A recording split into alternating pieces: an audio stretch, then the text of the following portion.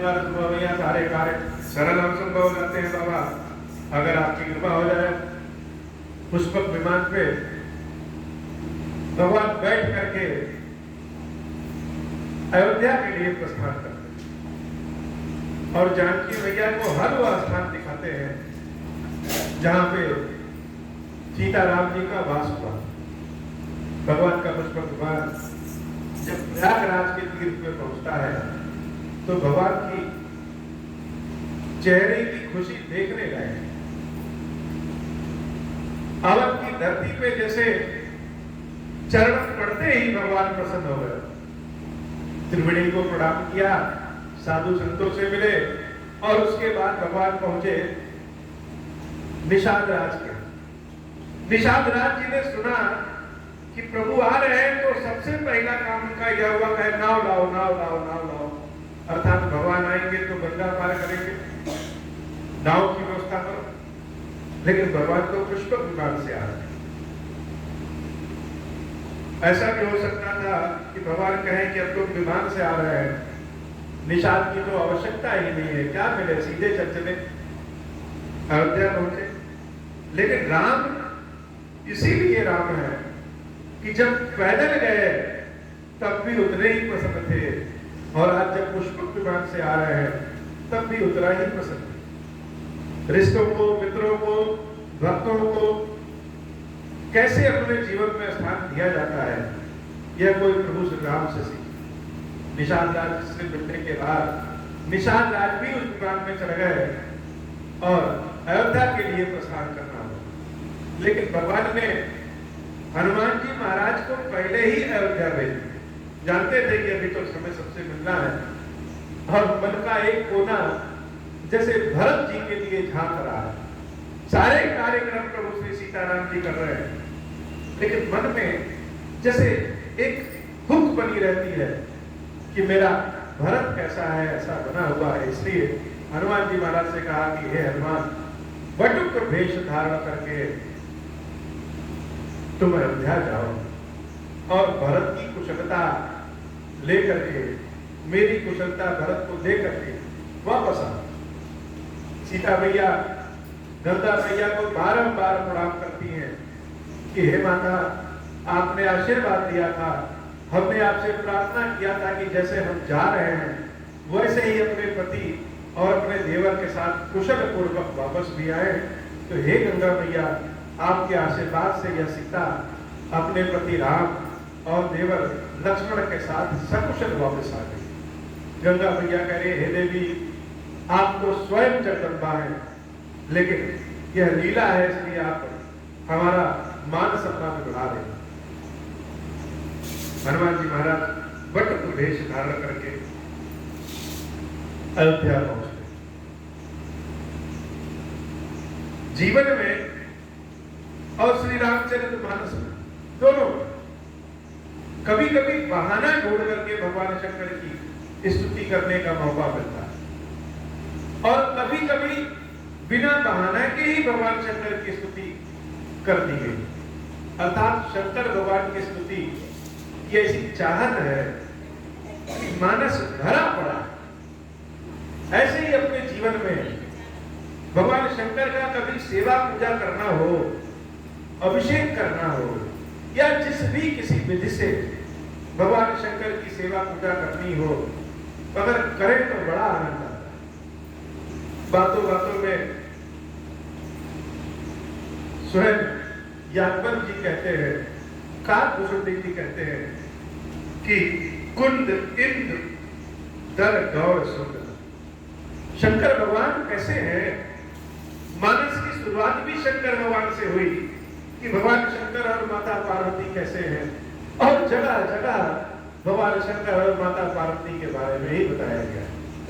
तो भगवान शंकर का स्वरूप, भगवान शंकर की विशेषता ही क्या है? तो कुंद इंद्र दर गौर सुंदर।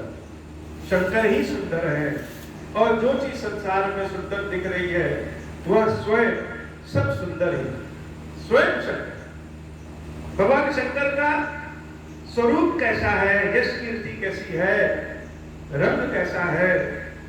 तो काकभूषण जी कह रहे हैं कि कुंद इंद्र कुंद का पुष्प बहुत सफेद होता है, चंद्रमा बहुत सफेद होता है। तो जैसा कुंद का पुष्प, जैसा चंद्रमा का रंग है, जैसा दर अर्थात शंख का रंग है, भगवान शंकर भी वैसे ही निर्मल पावन गोरे रंग के गौर सुंदर, बड़े सुंदर। लेकिन यहाँ एक बड़ी विशेषता है, शंकर जी की विशेषता, शंकर जी की करुणा है, शंकर जी का प्रेम है, शंकर जी का आशुतोष है, शंकर जी का भाव है। लेकिन एक ऐसी विशेषता शंकर जी में है जो अन्यत्र संसार में कहीं नहीं है। क्या? अंबिका पतिम विष्ट सिद्धिदा। जो देवी पार्वती का पति हो सके, जो देवी पार्वती का पति है, देवी पार्वती का पति होना ही अपने आप में गुण है। वैसे तो सारे संसार में पत्नियों को पति के नाम से जाना जाता है, लेकिन शंकर जी का गुण ही ऐसा गुण है कि शंकर जी की विशेषता ही है कि वह पार्वती के प्रति। आज भी जहां शंकर जी की वंदना होती है, वहां पार्वती पतये हर हर महादेव, और यहां भी यही लिखा है कि अंबिका पतिम। शंकर जी के अंदर इतनी सारी शक्तियां, इतने सारे गुण हैं, इसलिए तो पूजनीय है।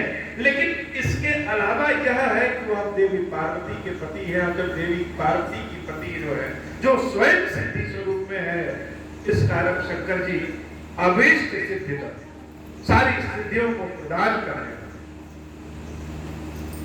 शंकर जी और पार्वती जी के बारे में क्या कहा है? प्रेम में आए तो शायद ही ऐसा कोई संसार में कि जब सती के रूप में बिछोह हुआ, जानती थी देवी सती की आज जो हम शंकर जी के पास से जा रहे हैं, वापस लौटने में बहुत समय लगेगा। शंकर जी भी जानती थी कि देवी सती जो जा रही है अब वापस इस शरीर से नहीं आएगी, लेकिन उसके बाद भी दोनों गए।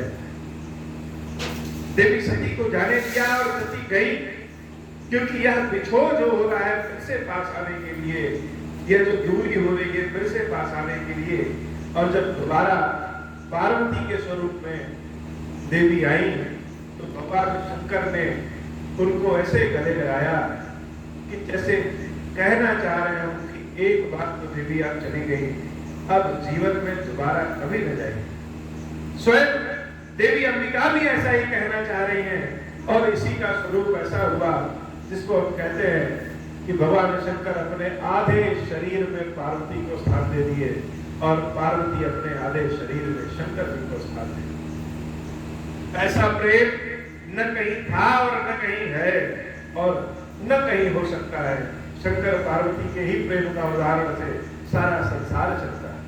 तो भगवान शंकर की यह कृपा है, भगवान शंकर का यह गुण है कि जब राम में विलीन होते हैं तो वह राम में विलीन हो जाते हैं, लेकिन राम में विलीन होने के बाद भी वह अपनी पार्वती को छोड़ते नहीं। इसीलिए ओम और श्री दोनों मिलकर के यह राम में संसार की रचना है। तो पार्वती के पति होने के नाते सारे सिद्धियां शंकर जी के पास अपने पास है। काली कलंक लोचनम नौमि शंकर मनन मोचनम। हे शंकर जी, आप सबको सदैव वांछित फल देने वाले हैं और बड़े ही कमल के समान सुंदर हैं, हर तरह की पीड़ा से छुड़ाने वाले हैं। हे भगवान शंकर, जैसे देवताओं को आपने विष के प्रभाव से बचाया था, वैसे ही हम सब आपकी प्रार्थना करते हैं कि हम सबके भी जीवन में जो तपन है, जो विष का प्रभाव है, उन सबसे रक्षा करिए। हमारा प्रणाम, हमारा नमस्कार स्वीकार करें। तो यहाँ पे शंकर जी की स्तुति बिना किसी बहाने के हो, बड़ा अद्भुत रचना है श्री रामचरितमानस। भगवान श्री राम अयोध्या जा रहे हैं, हनुमान जी महाराज वेश बदल करके अयोध्या गए हैं, लेकिन उसके बीच में शंकर जी की स्तुति आ। क्यों? जैसे कहना चाहते हो कि राम जिस समस्या में फंसे थे, जिस दुख को उन्होंने झेला था, यह शंकर जी का प्रभाव है कि वह उतने ही आनंद के साथ वापस आ रहे। और सिर्फ राम ही नहीं, अयोध्या के सारी वासी जो राम के वियोग में तप रहे हैं, हे भगवान शंकर उन सब की रक्षा करने वाले आप। रहा एक दिन अवधि कर अति आरत लोग, जहाँ तहाँ सोचहि नारि नर, कृष्ण तन राम वियोग। सिर्फ एक दिन बचा है अयोध्या में और सब सोच रहे हैं कि राम आएंगे कि नहीं आएंगे, राम आएंगे कि नहीं आएंगे। अयोध्या वासियों के पास और कोई ठिकाना नहीं है, लेकिन राम तो राजा है, वह तो जहां जाए वही अयोध्या बन जाए। एक दिन केवल बचा है और अयोध्या वासियों की स्थिति कैसी है? अति आरत पूर्ण लोग एकदम आर्द्र भाव में जैसे राम की प्रतीक्षा में बैठे हैं। जहां जहां सोच नारद, कोई अपने कार्यों को कर रहा है वही सोच रहा है, कोई दरवाजे में बैठ के सोच रहा है, कोई खेत खलिहान में बैठे सोच रहा है। अर्थात कोई दिखाना नहीं चाहता है कि हम राम का इंतजार कर रहे हैं, लेकिन सोच में सब पड़े हैं कि राम आएंगे कि नहीं आएंगे। शरीर सबका नारी नर कृष्ण राम वियोग, राम के वियोग में जैसे सूख के कांटा हो गया। जंगल को भी मंगल बना देने वाले राम के वियोग में अयोध्या की स्थिति ऐसी है जैसे कोई देखे तो कहे कि इनको भोजन ही नहीं मिला। सगुन होए सुंदर सकल मन प्रसन्न सबके, प्रभु आगमन जनाव जन नगर रम्य चहु फेर, कौशलादि मानु सब मन अनंत अस होई, आयहु प्रभु श्री अनुज जुट कहन चहत हर कोई, भरत नयन बुद्ध दक्षिण भरत बार ही बार, जानि सगुन मन हर्ष अति लागे करत विचार। सबकी अपनी अपनी दशा, अपना अपना भाव, दुख में रहकर के अचानक जैसे सुख मिल जाए ऐसा लगा कि राम तो आने वाले हैं।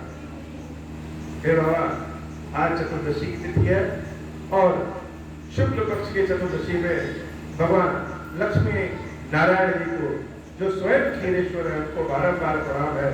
आज चतुर्दशी की सेवा पूजा सभी लोग स्वीकार करें। आज की कथा इतनी। श्री क्षीरेश्वर महादेव जी, क्षीरेश्वरी मैया जी हम सब के ऊपर बाबा कृपा करिए। आप हो प्रसन्न प्रभु हो पर नाथ दीन परने हूँ, निज पद भक्ति देहु प्रभु पुनि दुख बर देहु, तब माया वश जीव जड़ संतत बिरहि भुलाना, हम पर क्रोध न करिय प्रभु कृपा सिंधु भगवान, शंकर दीन दयाल अब हम पर हो कृपाला, साप अनुग्रह होई जहि विधि नाथ को नहीं काला, दीन दयाल विरुद्ध संभारी, हरहु नाथ मम संकट भारी, जय विधि होई नाथ हित मोरा, करहु सुबेग जानि दास मैं पूरा, राम राज्य बैठे त्रैलोका, हर्षित भय गए सब शोका, जय सका मन रस नहीं जगावे, सुख संपत्ति नाना विधि पावे, जो इच्छा करे हो मन माही, हरि प्रसाद कछुक नहीं, मंगल मंगल हारी, उमा सहित जही जपत पुरारी। बोले श्री क्षीरेश्वर महादेव जी, क्षीरेश्वरी मैया जी की सदा ही जय हो। क्षीरेश्वर हे भगवान शंकर, आप ऋण पातक दुर्भाग्य और दरिद्रता की के लिए तथा संपूर्ण पापों का नाश करने के लिए मुझ पर प्रसन्न हुई। मैं दुख और शोक की आग में जल रहा हूँ, संसार भय से पीड़ित हूँ, अनेक प्रकार के रोगों से व्याकुल और दीन हूँ। क्षीरेश्वर मेरी रक्षा कीजिए। देव देवेश्वर सबको निर्भय कर देने वाले महादेव जी, आप यहाँ पधारिए और मेरी की हुई इस पूजा को पार्वती जी के साथ ग्रहण कीजिए। मेरा मंगल करिए। महादेव शिव ओम श्री राम।